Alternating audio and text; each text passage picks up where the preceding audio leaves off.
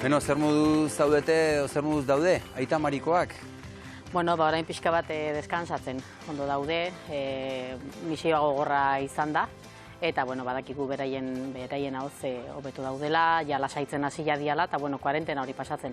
Bai, 40 aldian daude, deskansatzen, baina ezin dira ez igo, ez jaitsi itxasontzitik, ezta? Hori da, itxasontzian egon behar dute. Bai, beraiek 40 aldi hori beste guztik bezala pasa behar dute, beraien lekutan, eta, pitzatzegu popa proa ibiliko diela, baina bai, handikan mugitu gabe, ezin dute lurreratu eta ezin dute handikan mugitu. Orduan, berez portuan ere daude, hor daude itsasoan, portu alderdin, baina kanpokalde. Beraiekin harremanetan zaudete, WhatsAppez eta telefonoz hariko zareten noski, zer diote?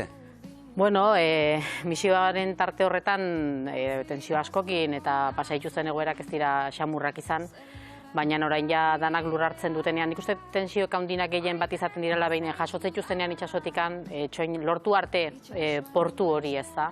Eta gero bizitu beraietako bakoitzen egoera zein da, zekan jasotzen den pertsona bakoitzaren egoera oso desberdina da, eta baten bat egon du da nahiko egoera larrian zegoena, eta hor guzti horrek azkenean tensioa sortzen du ez da. Eta hori dana pasa ondoren, bintzate hori dana asentatu, digestioa egin, eta aurrera jarraitu.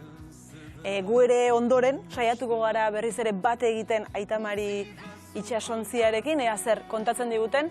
Zu konta eguzu, Amaia, zu nola sartu zinen, zergatik sartu zinen itxas salbamendu humanitarioaren proiektu honetan?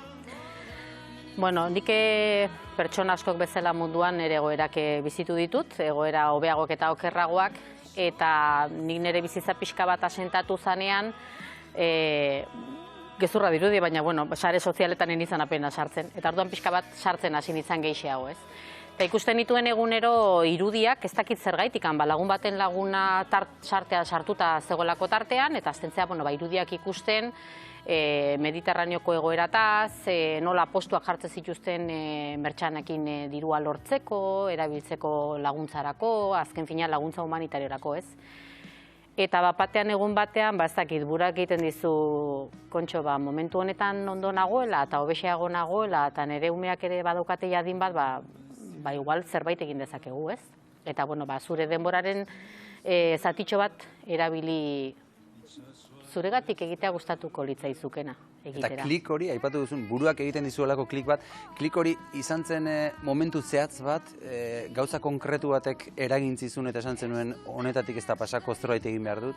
Bai, nire egoera asko bezala, etzan arraxa izan, nire bizitza egoera, eta hortik irteterakoan, eta irudi horiek ikusita ikusten duzu, pertsona asko dagoela, zubino asko zere okerrago dagoena, eta laguntza behar duela. Eta, agian zuk egin dezakezula baita ere, eta azkenean zu pasatakoa tontakeri bat zala, hori ikusita, zu pasatakoa tontakeri bat zan. Eta hori da, ez, puntu hori esan... Beste dimentsio bat hartzen du denak, ez? Beste dimentsio bat hartzen du, bai. Pasatzen dezunean eta hori ikustezu, hori tontakeri bat zan benetan, ez? Eta, igual badaukazu eskutatik zerbait egitea, ez? Eta, laguntzeko modu asko egon daitezke, baina zergaitik Aitamari eta IHS, itxas salbamendu humanitarioa, zergatik? Bueno, ez Aitamari, berez, itxas salbamendu humanitarioa, Aitamari da gehien ikusten dana, eta, visualizazio gehien daukana ez da eta impresionatzen duena. Baina berez, itxas salbamendu humanitarioak ja urteak daramatza bialen Grezian. Asitzinan talde koordinatzaileak bezala erreskate mailetan, baina nan lurrean. Iriste ziranean arribadak eta militarrek koordinatuta edo laguntzea jende hori jasotzen, beraien egoera kontrolatzen nola zegoen, eta hor hasten da, berez, eta horitanik ikusten detena, nik ez eta Aitamari ikusten. De hecho, Aitamari oraindik etzan existitzen, gerora etorri izan ez da. Eta, zergaitik hori, horregatik, ez? Ikusten zen itulako irudiak, negargarriak benetan, oso gora txarreko pertsonak. Grezian konkretuki Kioseko Irlan, ez da hor sekulako lan egiten ari zarete, errefuxiatuen kanpamentuetan, ze egoeratan daude kanpamentuak orain? Bueno, kanpamendu horiek aspaldi daramateia jende gehiegi dagoela, berez kopuru batetarako prestatuta daude, adibidez bialekoa konkretuki, ez baldin bana oker 3.000 pertsona inguruntzako, ez dakit, pixkan aztutan agomendutan, baina bikoizten du, hirukoizten du eta laukoizten du, hau da. Jendea sartzen da, eta ez dituzte handik ateratzen ez.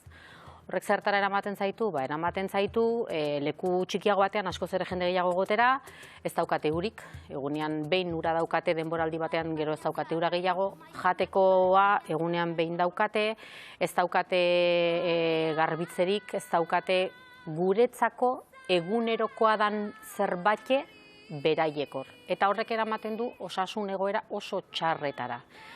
Orduan, oso egoera makalean daude, okertzen joan da gainera, hori ez, gero eta jende gehiago dagoelako.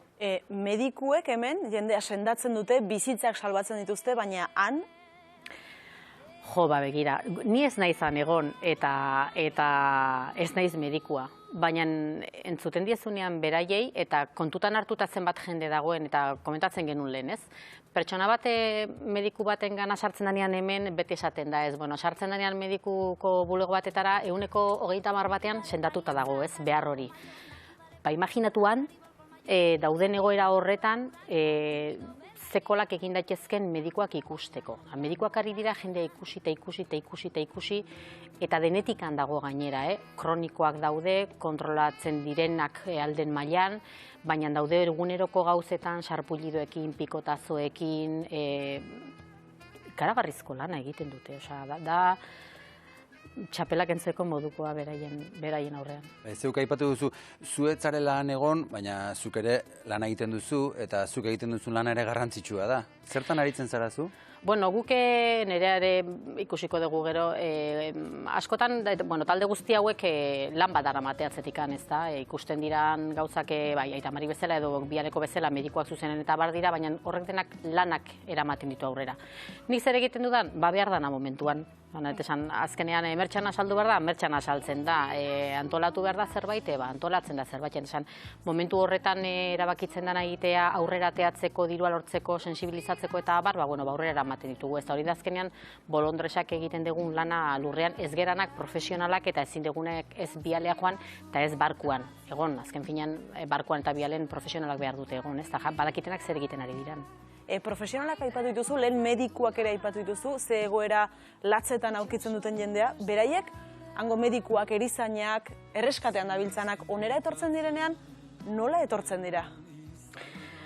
Denetik dago. Badago jendea gainera, asko errepikatzen ari den jendea dago joaten dana, hemengo taldeak esan dugu, 15 edo joaten dira, 15 egunean behin joaten dira, batzuk hilabete egoten dira, eta txandatzen joaten dira, asko erretzen duen egoera bat da, azkenean miseria da dagoena, eta oso egoera larrian dagoen jendea, eta denok dakigu, pertsonal gaizki dagoenean, teitz egiten digunean, xurgatu egiten digu energia hori, hemen berdina gertatzen da, ez da. Orduan, badago jendea, hobeago eramaten duena, baina beti psikologikoki gogorra egite zaiona, eta badago jendea mindu egiten duna benetan, ez? Argi dago, nire ikuspuntuz, eta nik uste danak antzeko pentsatuko degula, medikuak eta erizainak kasta desberdinekoak dira, eta daukate, orain ikusten ari gea, ez, guzti honekin, daukate zerbait oso berezia eta indar bat oso berezia gauza guzti hauek aurrera eramateko, pertsona bereziak dira.